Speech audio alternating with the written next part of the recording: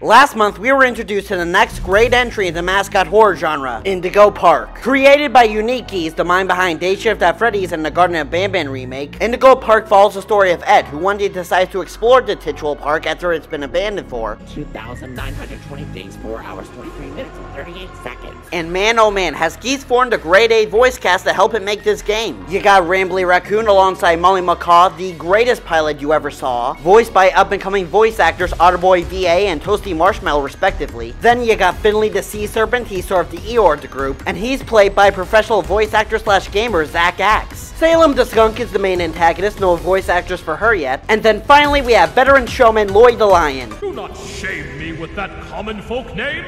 I am the proud, the prestigious, the professional Lloydford L. Lion. Yeah, Lloyd's a little much. But anyways, he's voiced by Rec D, creator of the Lyric series here on YouTube. Go give them a chance when you can. And if my 2020 hindsight is still on point, then that means by the time this video comes out, this game should have...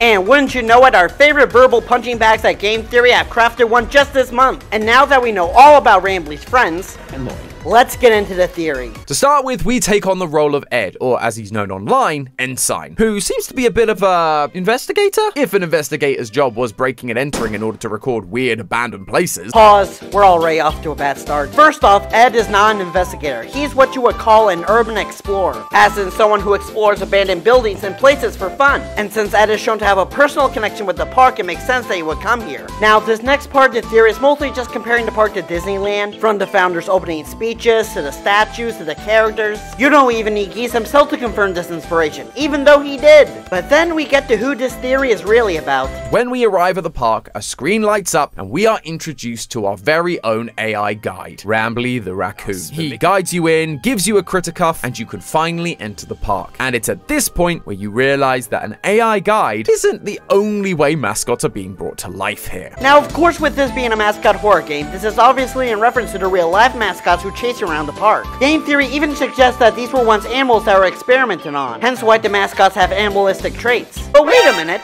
later on in the theory, they suggest that it was Salem who made the mascots violent to sabotage the park, which is something that should be impossible for someone who has the intelligence of an actual skunk. So, which is it? Are these animals being experimented on, or humans? No, I think it's more likely that Salem is being used as a stand-in for the real saboteur behind all this. Most likely one of the ex-employees who were abusing the mascots. Though unlike our new host Tom, I wouldn't say the mascot's actions here were completely justified. And I think the innocent parkgoers who were slaughtered that day would agree with me. But what does this have to do with Rambly, I hear you say? As we try to get away, he jumps us once again, except our critter cuff lets out a high-pitched ring, causing Lloyd to run away. He goes on to tell us that he was confined to the entrance and had no idea the park fell into so much disrepair. But fear not, he has a plan to restore the park and he needs our help. I believe that our AI hero, Rambly, is actually going to be revealed as our big bad. And no, I get it. Nobody's going to want to hear this because he's cute and fun and he sang us a whole little song at the end. No, people don't want to hear it because it would be too obvious of a twist. So yeah, after skipping ahead a little and covering a brief history lesson that has nothing to do with the actual game and only serves to f up your sense of morality, Tom then has the gall to accuse Rocket Raccoon's autistic cousin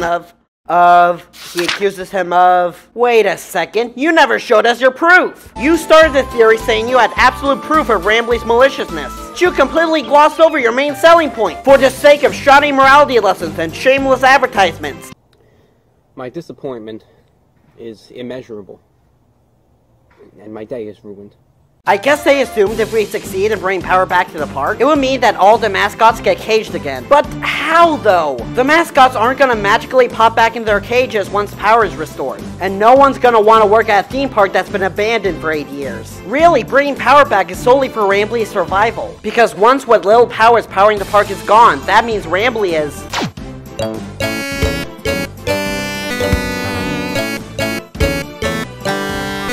But there you have it, why Rambly is not proven to be the villain, and why the mascots aren't innocent by default, even though technically you can't have a Braveheart-style revolution if you've been brainwashed. And as always, make sure to like, subscribe, and comment below, and let me know what you think of Indigo Park. Theory debunked.